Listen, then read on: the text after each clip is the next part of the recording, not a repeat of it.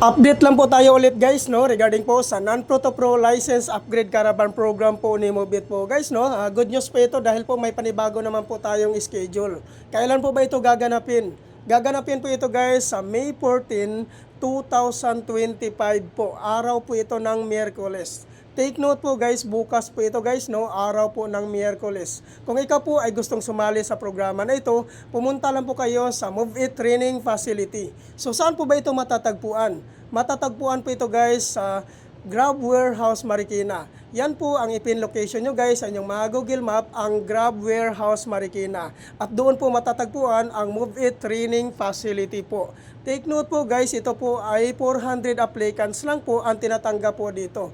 Kaya po, mas the best po guys na agahan nyo pong pumunta kung kayo po ay gustong sumali sa programa na ito.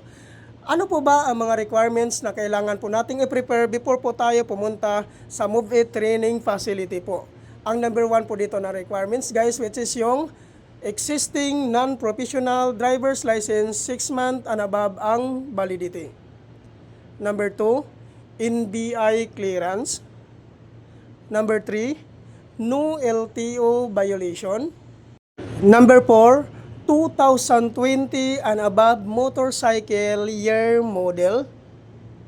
Number 5, motorcycle